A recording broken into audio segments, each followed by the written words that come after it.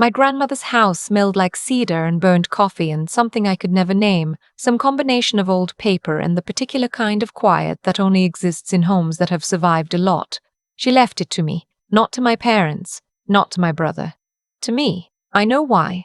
She never said it directly. My grandmother wasn't a woman who explained herself, but I know. I was the one who drove her to chemo on Tuesday mornings when everyone else had reasons they couldn't. I was the one who sat on her kitchen floor at 2 a.m. while she told me things she'd never told anyone, things about my grandfather before he got sick, about the life she almost had in Sacramento before she chose the one she did.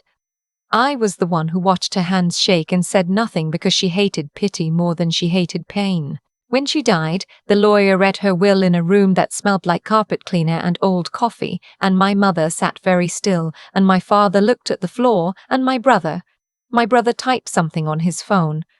The house was mine. Not the savings, not the car, not the jewelry. The house on Elm Trace Road in Asheville, North Carolina, the one with the wraparound porch and the walked third step and the rose bushes my grandmother swore she'd trim every single spring and never did. Mine. I want to say I felt something like joy in that moment. I felt something, but it was closer to vertigo, the kind you get when something you thought was impossible turns out to be real. I need to tell you something, my mother said in the parking lot after, and I need you to not make a scene. I was 32 years old. My mother still talked to me like I was 12. I nodded. Your father and I have been talking to Marcus about the house. Marcus is my brother, 4 years older, perpetually between opportunities, currently running a short-term rental business that had been 3 months away from profitability for 2.5 years. My parents talked about Marcus the way people talk about the weather, always referencing something that was coming, always just about to change. What kind of talking? I asked. Practical talking, she said. The house needs work. You live in Denver. You can't manage a property in Asheville from Denver. Marcus has the bandwidth. Bandwidth. My mother had recently started using words like that. I told her I'd think about it. I got in my rental car. I drove to the airport. I stared at the sky over Colorado for 3 hours on the flight home and told myself this was not a problem yet. It became a problem 4 months later. I know exactly when because I was in the middle of a meeting, a real one, the kind with a conference table and a client who'd flown in from Chicago, when my phone started vibrating in my bag like something alive. My brother's name, 3 times, then my mother, twice. I silenced it. When the meeting ended and I walked out into the parking garage and finally listened to the voicemail my mother had left, my knees actually locked. Sweetheart, I know this isn't ideal timing, but the listing just went live this morning. We talked to a realtor Marcus knows and the market is really strong right now, and she said waiting would cost you tens of thousands. I know you're busy. We just needed to make a decision. The listing. Liv, my grandmother's house. I sat in my car for 11 minutes.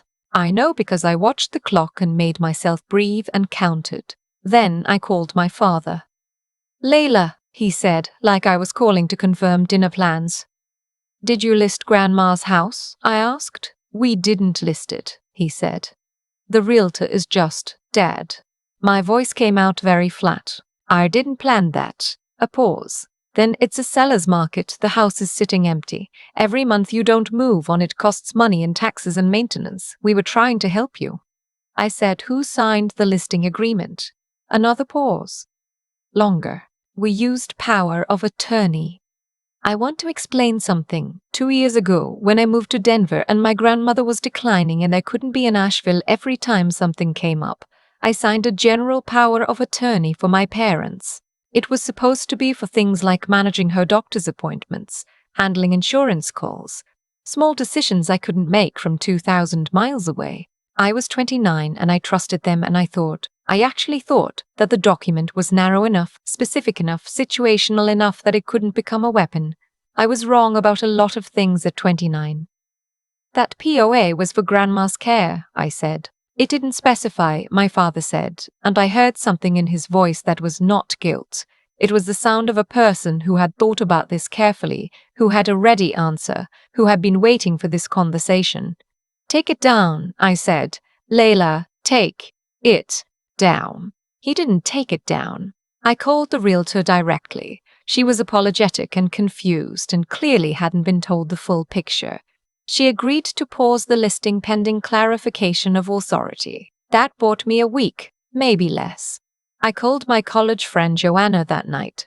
Joanna wasn't someone I called for comfort. She was an estate attorney in Charlotte, which is why I called her. She'd done my grandmother's original documents, actually, years ago when I'd convinced my grandmother that having a will mattered. Walk me through everything, she said. Not hello, not how are you, just that.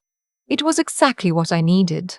I walked her through it. The will, the POA, the listing, the voicemail. My father's voice when he said it didn't specify. Does your brother have any legal claim to the property? She asked when I finished. No, I said.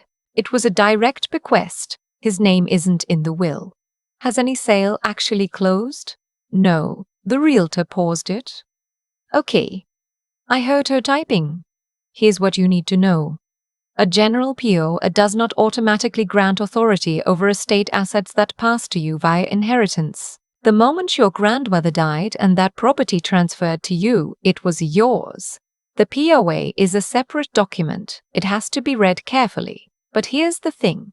She paused the way lawyers pause when they're about to say something that will change the temperature of the room. If they use that POA to execute a listing agreement on property they didn't have clear authority to convey, that's a problem, not just a civil problem.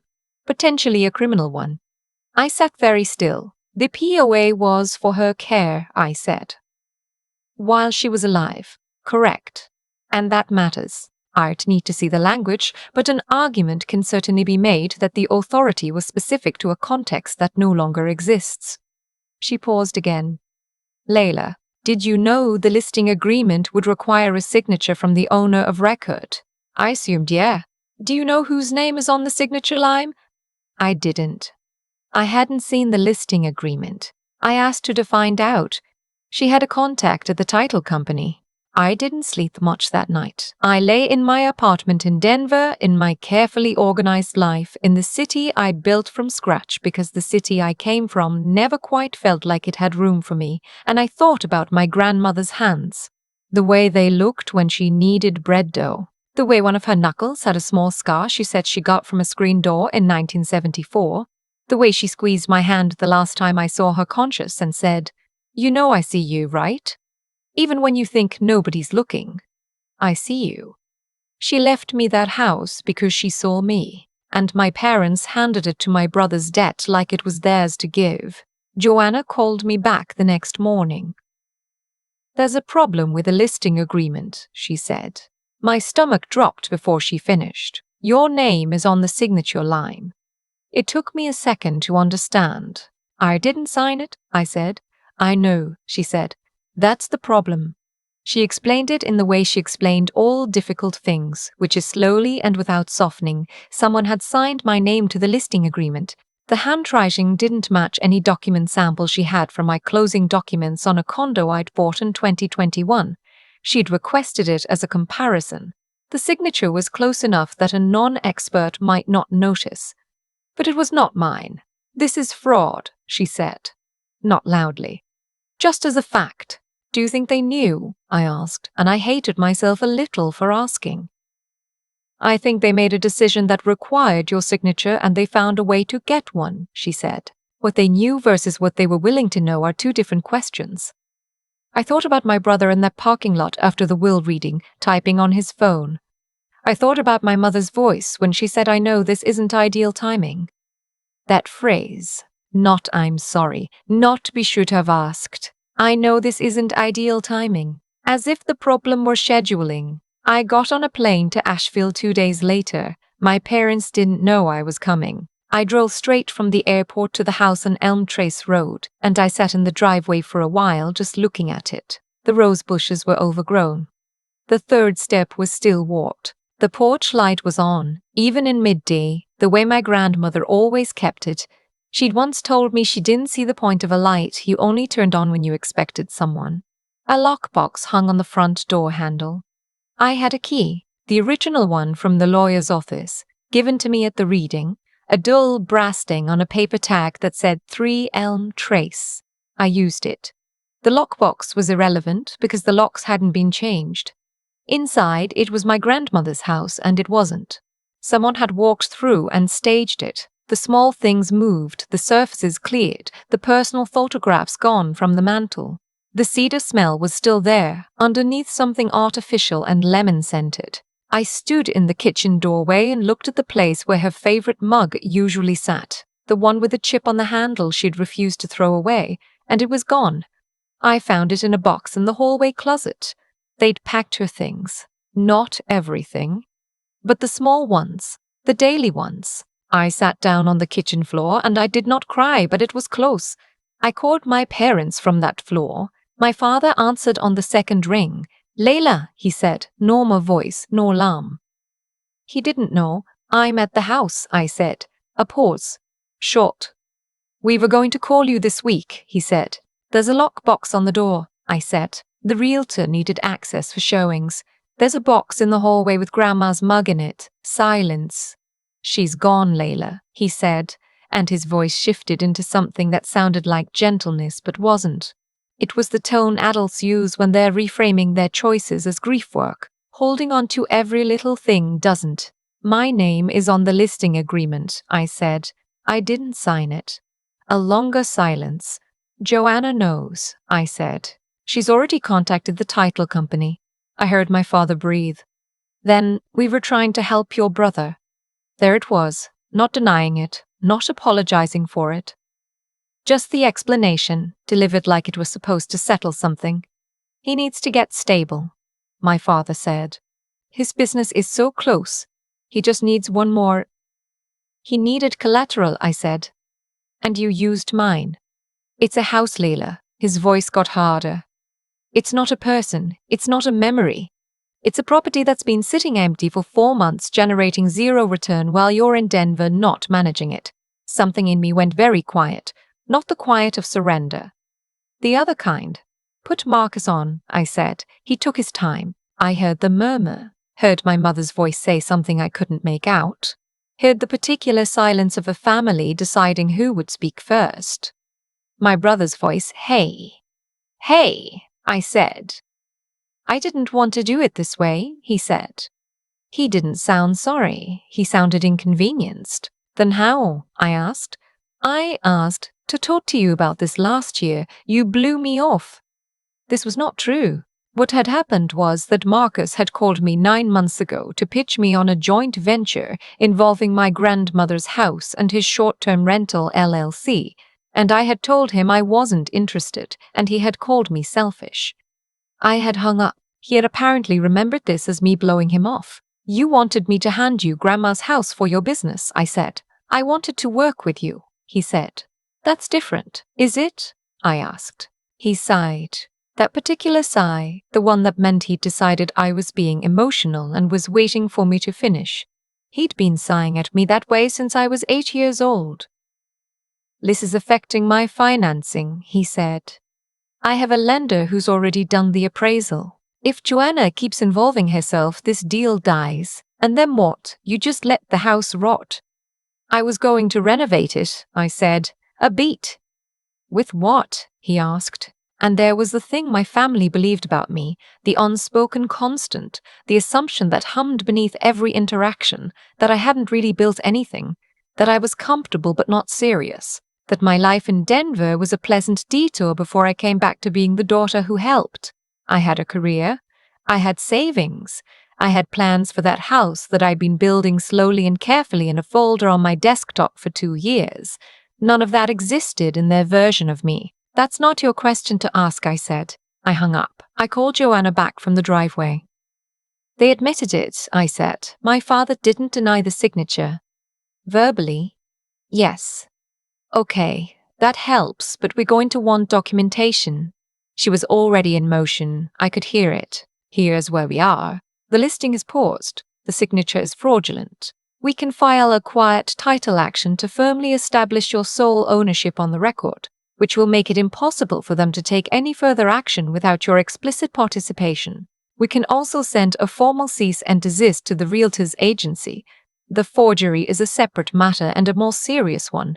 That's a decision you'll need to make. What does the forgery path look like? It looks like a criminal referral. Possibly to the DA's office, possibly to the DA's office, possibly to the state AG. It's felony fraud, Layla. Signatures on real estate documents aren't informal. They carry legal weight. Whoever signed your name to that listing agreement committed a crime. I pressed my hand to the porch railing. The wood was rough and needed sanding, and it was exactly the way I remembered. Give me a few days, I said. She gave me 3. I spent those 3 days in Asheville. I slept in my grandmother's house, in the guest room, on sheets that still smelled faintly like the lavender detergent she'd used her whole life. I found a chip-handled mug and I put it back on the counter where it belonged. I walked every room and photographed the staging changes. The missing photographs, the boxed-up kitchen items, the price sticker on the wardrobe that was supposed to signal what could go with the house. It had never been theirs to stage. On the second day, my mother showed up. I hadn't told her I was staying there. She must have checked the lockbox lock on the Realtors app. She walked in like she owned the place, and I realized that was exactly what she believed. In her accounting of things, the house was already Marcus's. The transaction was already in motion, and I was the obstacle.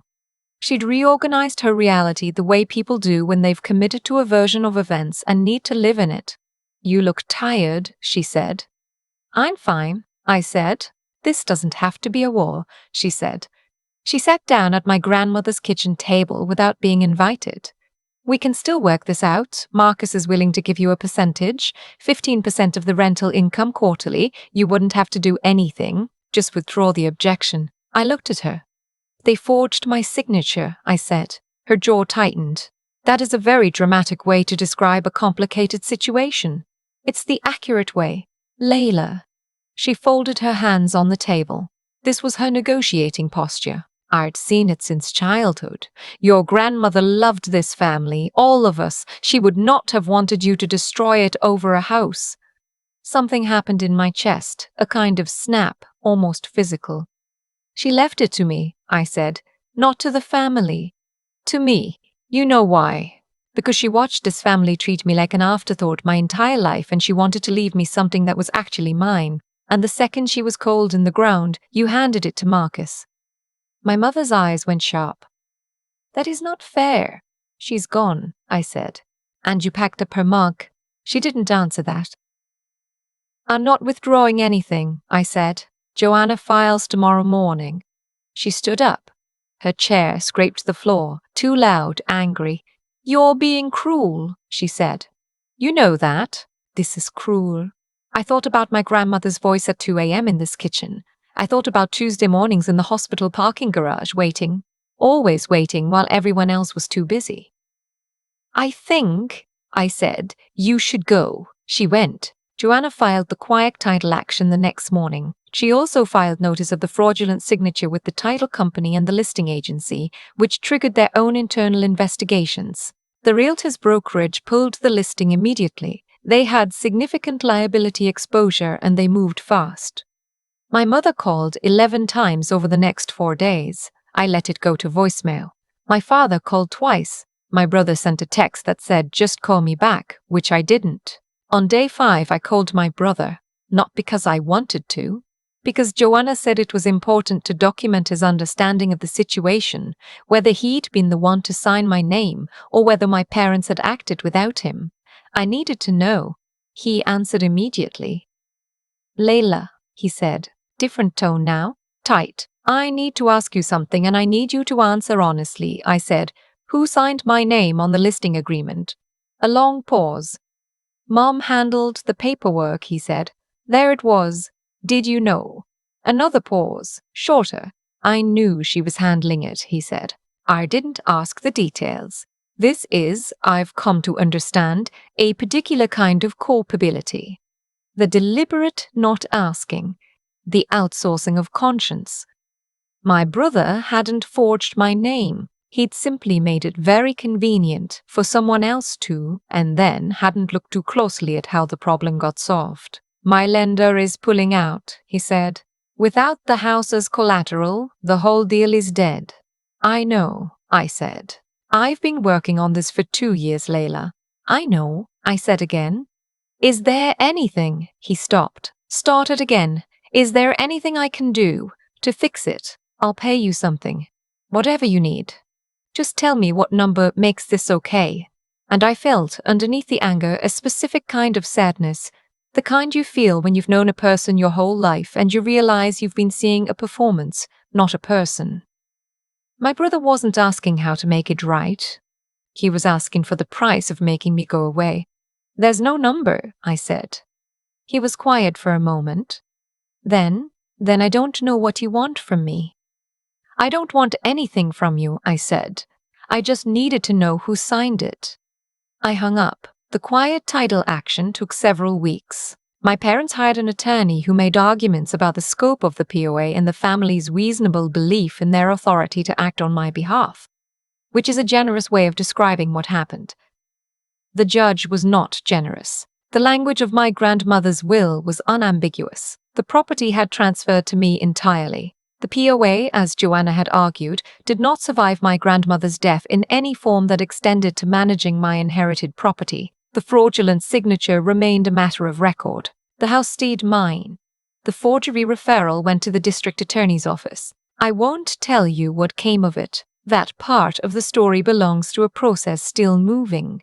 But I'll tell you that my mother stopped calling the week it was filed, and my father started using a tone with me I'd never heard before. It was the tone people use when they've realized that actions have shapes, and some shapes don't go away. Marcus's deal fell through. I know because the lender he'd been working with sent a document to the property address by mistake, a notice of collateral withdrawal, and it arrived in my name because I was now officially on the deed, properly without asterisks. I didn't open it. I forwarded it to his last known address and let him find out on his own. I went back to Asheville in March. The rose bushes were still overgrown. I brought gloves and a pair of pruning shears and spent a Saturday morning in the cold working through them until my arms ached, and I thought about my grandmother saying every year that she'd get to them, and I thought, fine, I'll get to them. I'll be the one who gets to them now. The warped third step, I fixed myself with a YouTube tutorial and lumber from the hardware store on the highway. It took 4 hours and I made 2 mistakes and fixed them both, and at the end the step was level and solid and mine. I'm not moving to Asheville. I like Denver. I like my life there, the one I built without anyone's blueprint. But I spend a month there in summer now, and long weekends in the fall when the mountains turn color. And the light through my grandmother's kitchen window is something I have no words for. I put a small framed photo on the mantel. One she kept in a drawer, one I found folded in the back of a cookbook. Her and my grandfather on their wedding day, standing in front of a car I don't recognize, squinting into the sun, laughing at something the photographer said. She never put it on the mantel while she was alive. I don't know why. Maybe it felt too much like claiming something. Maybe she'd learned, the way a lot of women from her generation learned, that the things you loved most were safer if you didn't display them where someone could see and decide they were theirs. I put it up, front and center. I'm keeping it there. My mother sent a card at Christmas. It was a Hallmark card with a snowy forest on the front, and she wrote inside in her careful cursive, "We miss you." I thought about writing back. I thought about it for a long time. I put the card in a drawer and left it there. Some things don't fix. Some winters just stay cold. But the porch light on Elm Trace Road is on now, every night, the way my grandmother kept it. Not because I'm expecting anyone, because she told me there's no point in a light you only turn on when you expect someone. I see it every time I pull into the driveway. It makes me feel like she knew, even back then, that one day it would be me coming home to a house that was actually mine, and she wanted to make sure I could find the way. I've thought a lot about the word reasonable since all of this happened.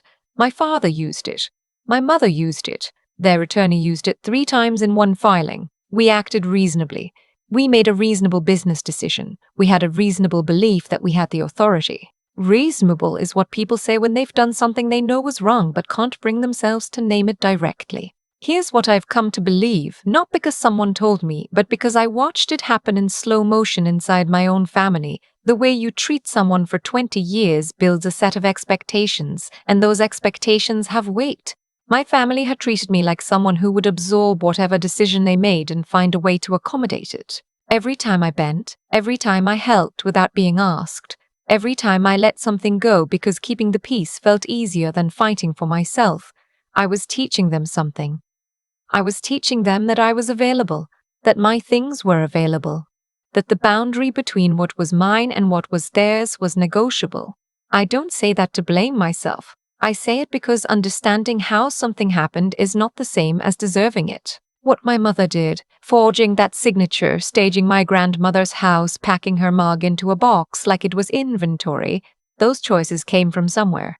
They came from years of a family dynamic that said, Layla adjusts. Layla manages. Layla will be fine. They weren't calculating in some cold, movie villain way. They were operating on accumulated assumption, the kind that builds so quietly you don't notice it until someone draws a line and the whole structure becomes visible. The line I drew wasn't dramatic, it was just real. I called Joanna. I documented what I found. I stood in front of my father on the phone and said the thing that was true without softening it. That's all. And somehow, in a family where I'd spent 3 decades making myself smaller, saying the true thing out loud felt like the most radical act I'd ever committed. What I want to say about Marcus is this: he didn't pick up the pen. But he let someone else pick it up on his behalf, and he didn't ask questions, because not asking questions was a form of permission he'd learned to give himself. Intelligence without integrity isn't intelligence. It's just cleverness pointed in the wrong direction. My brother is smart. He always was. He could build something real if he ever decided to do it honestly. But cleverness that depends on other people's tolerance isn't a foundation. It's a loan with no repayment plan. And my grandmother, she knew. I think she always knew. She left me that house not as a statement, not as a slight to anyone else, but because she'd watched carefully for decades. And she understood that the people who show up quietly, who drive you to the appointments nobody else wants to attend, who sit on the kitchen floor at 2 a.m. without needing to be asked, those are the people who build things that last. She was teaching me something with that bequest. She was saying, you are allowed to keep what is yours. It took me a while to believe her. I believe her now.